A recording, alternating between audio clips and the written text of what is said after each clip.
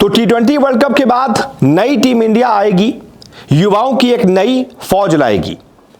यही फौज team India को आने वाले वक्त में चैंपियन बनाएगी। जी हां, तो नई टीम इंडिया में कौन कौन होगा? T20 वर्ल्ड कप के बाद टीम इंडिया चेंज होनी है, तय है। नई team India quote and quote है, यानी कि नई, यानी कि कई सारे नए प्लेयर्स, ऐसी टीम इंडिया।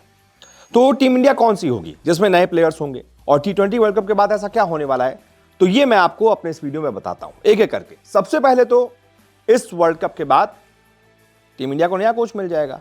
अगले दौरे से टीम इंडिया को नया कोच मिल जाएगा, और मोस्ट प्रोबेबली जिनसे सारी बातचीत हो चुकी है, कल इनका इंटरव्यू भी हो चुका है, गौतम गंभीर यही टीम इंडिया के नए कोच होने वाले हैं और अपने हिसाब से ये चीजें चलाएंगे।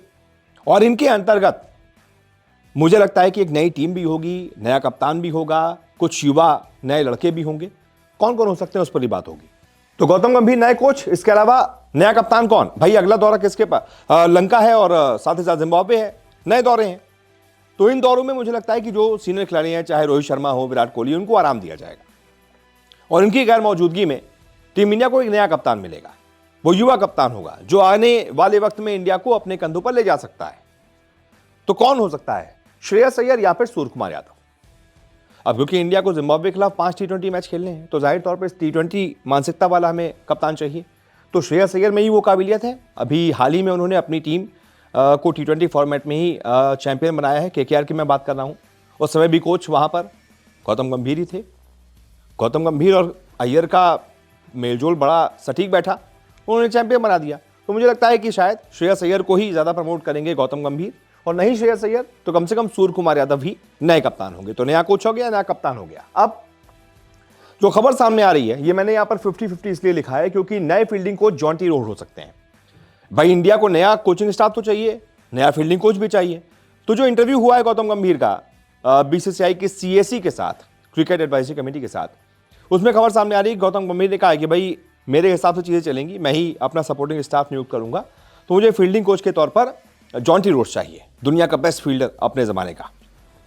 और शायद खबर सामने आ रही है कि गंभीर ने जॉन्टी रोड्स से बात भी कर ली है, क्योंकि जॉन्टी रोड्स उनके साथ में ही LSG में थे, LSG के फील्डिंग कोच थे और गंभीर मेंटोर थे। तो उसी समय दोनों की अच्छी जुगलबंदी थी। तो खबर सामने आ रही है गंभीर ने जॉन्टी रोड्स से बात की है कि भाई आप यहाँ पर मेरे साथ आना चाहते हैं, आप बताइए आपकी क्या शर्तें हैं, तो मैं आपको बुलाना चाहता हूँ। तो अभी 50-50 है, लेकिन मोस्ट प्रोबेबली यही इंडिया के नए फील्डिंग कोच होंगे। अब इसके बाद और कौन हो सकता है? इसके बाद हो सकता है नया कोचिंग स्टाफ, यानी कि नए कोचिंग स्टाफ में और क्या क्या आ जाता है? नया फील्डिंग कोच आ जाता है, नया बैटिंग कोच आ जाता है, नया बॉलिंग कोच आ जाता है, नया फिजियो आ जाता है, सब कुछ नया नया एकदम होता है। तो नया बॉलिंग कोच गंभीर किसे बनाएंगे, किसको अपनी टीम में लेके आएंगे, अभी कुछ नहीं पता है। लेकिन उनके आसपास के जो खिलाड़ी हैं, जो IPL फ्रेंचाइजी में भी उनके साथ रहे, मोस्ट प्रोबेबली वही आएंगे। चाहे वो नया बैटिंग कोच हो या नया बॉलिंग कोच हो, नया फील्डिंग कोच हो, ये सब गौतम गंभीर जिनके साथ काम कर चुके हैं, जिन पर भरोसा है गंभीर को कि हाँ इन्हें कोचिंग आती है, उन्हीं को गंभीर लेकर जाएंगे टीम इंडिया में। तो इस तरीके से एकदम फॉर्मेट ही इंडिया का नया तेवर, नया कलेवर होगा, सब कुछ नया होगा। और साथ ही साथ नए लड़के कौन कौन से आ सकते हैं, इस पर भी बात हो सकती है कि भाई जिम्बाब्वे दौरे के लिए कौन कौन से नए लड़के टीम में आएंगे। तो इसमें इन नए लड़कों का नाम सामने आया है।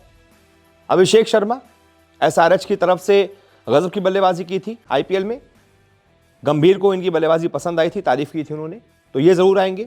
रियान पराग बहुत भरोसेमंद वाली बल्लेबाजी की थी, मिडिल ऑर्डर के अच्छे बल्लेबाज हैं और साथ ही साथ फिनिशिंग भी कर लेते हैं और स्पिन भी डाल लेते हैं, यानी कि ऑलराउंडर टाइप के हैं, तो इनको भी गंभीर जरूर मौका देंगे। फिर LSG से खेलने वाले मयंक यादव, जिन्होंने 157 फेंक दी थी, मुझे लगता है कि इनको भी मौका जरूर देंगे गंभीर, और T20 फॉर्मेट में इनका इस्तेमाल ज़्यादा करेंगे। इसके अलावा हर्षित राणा गंभीर की ही टीम में थे और गंभीर ने इनको आगे बढ़ते देखा है, टीम को चैंपियन बनाते देखा है, तो इनको भी मौका मिलेगा। इसके अलावा नीतीश रेड्डी, ये उधर वाले हैं, SRH वाले, उधर साउथ से ही खेलते भी हैं, अच्छा खेलते हैं, अच्छे ऑलराउंडर हैं, पेस ऑलराउंडर हैं, हार्दिक पांड्या का एक अच्छा रिप्लेसमेंट हो सकते हैं भविष्य में। तो मुझे लगता है इनको ग्रूम किया जाएगा, इनको जरूर रखा जाएगा टीम में। विजय कुमार वैशाख अच्छे पेस बॉलर हो सकते हैं, अभी तक अच्छा किया है जितना भी किया है। और यश दयाल लेफ्ट आर्म पेसर है, RCB को जितना भी RCB ने लगातार 7 मैचेस जीते थे ना, उसमें यश दयाल का बहुत बड़ा हाथ था। तो ये कुछ नए लड़के टीम इंडिया में आ सकते हैं। और साथ ही साथ इस तरीके से जो मैंने शुरुआत में कहा था, नई टीम इंडिया आएगी, युवाओं की एक फौज आएगी, तो ये वो युवाओं की फौज है जो आएगी और टीम इंडिया को चैंपियन बनाएगी। अब आप बताइए इसमें और कौन कौन से नाम ऐड होने चाहिए और किस किस को बुलाना चाहिए। और कौन कौन से नए लड़के हैं जिनको टीम में लाना चाहिए। बाकी अगले सीरीज से आपको ये पूरी नई टीम इंडिया तो जरूर दिखेगी, ये बात 100% तय है। बहुत बहुत शुक्रिया इस रिपोर्ट को देखने के लिए।